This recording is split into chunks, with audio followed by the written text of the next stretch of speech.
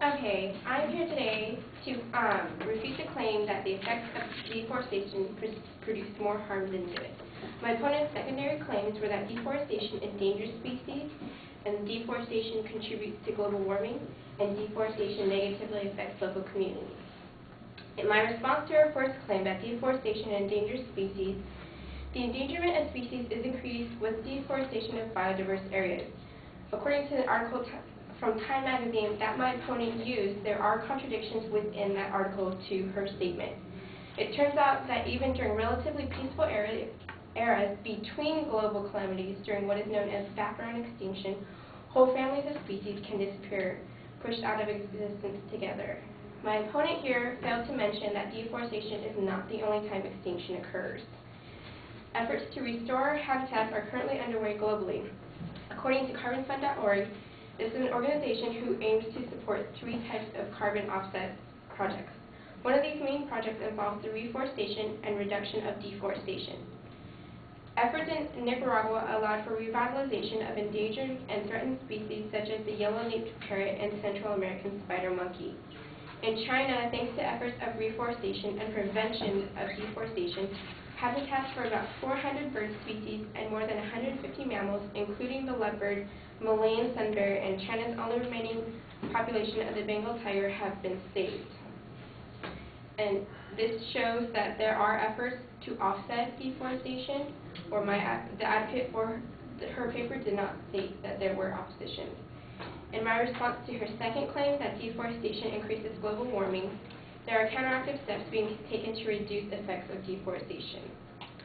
The Genesis Reforestation Project is a project supported by carbonfund.org, and it's a reforestation of over 3,000 acres and averted deforestation of biological hotspots in Brazil, which is where most common deforestation occurs. It led to the reduction of greenhouse emissions by 93 metric tons. Similar efforts were made in Nicaragua and China and reduced emissions by 170,000 metric tons each. When you add this all up, it equates to about 78,727 cars off the road. The carbon sequestration in agriculture and forestry is another offset project. It's efforts made by the EPA to help preserve and lower levels of greenhouse gases. Sequestration activities can help prevent global climate change by enhancing carbon storage in trees and soil, preserving existing trees and carbon soil, and by reducing emissions of CO2, methane, and nitrous oxide. Information taken from The Guardian, which is a United Kingdom magazine that my opponent used, states that the proposed change from funding from large countries, the rate of deforestation from fires can go down as much as 5% by 2015. This is just a mere 5 years away. This refutes, within the same article my opponent cited, that she proposed that forest fires are increasing because of deforestation, where here efforts are being made to show that forest fires are already decreasing. In my response to my opponent's third claim of deforestation negatively affects local communities, I found information that local climate is not destabilized. Another article my opponent used from Time magazine was written over a decade ago and is based off hypothetical scenarios of what greenhouse effects could happen. The information taken from this article was taken out of context. The article takes factual statistics information about deforestation and proposes potential harm that can happen in the future rather than follow a burden of proof to show what harm has already occurred. My opponent claimed that deforestation affects local climate did not take into account from the same article she provided from the EPA that reforestation, urbanization, and desertification also contributes to local weather pattern changes. These alterations to land have substantial impact locally, but reduced impact on global weather.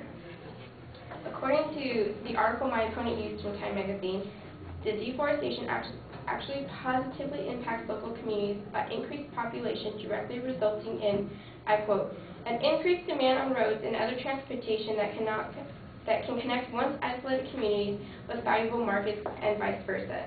This also leads to better access to education, healthcare, and helps boost literacy rates and life expectancy levels. Eventually, development levels in new deforested communities can match even exceed the Brazilian average. Although the Times considers this a transitory period, stating that denser population is quickly used to freshen these resources. They are no different than any other growing population like the United States or newly emerging industrial countries like China. Overall, deforestation does not cause more harm than benefit, but there are extensive measures being taken by the global community to stop and reverse damage for deforestation.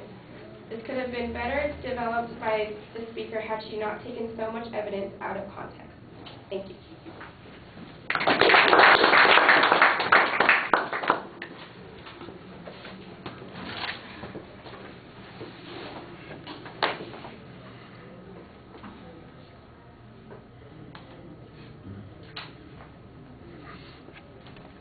All right, the structural stuff is all fine. You signpost as you get to each individual supporting claim. That's okay. The explanation about contradictions in the evidence on the first point, I think that needs to be a little bit clearer. There's some information about restoration of habitats, and you've got an example about where that's going. In the long run, I think you need a clearer statement about how this diminishes the impact of the advocate's argument on that point. So the first point, I'm having to try and work too hard to figure out how all this information is relevant. On the second point, I think that you do a little bit better job showing that basically there's mitigation going on, and so the likelihood that the outcomes that the advocate is talking about are much smaller. You've got a whole bunch of statistics about the tonnage of stuff that goes in the air. You've got it compared to the number of cars that would be removed from the road.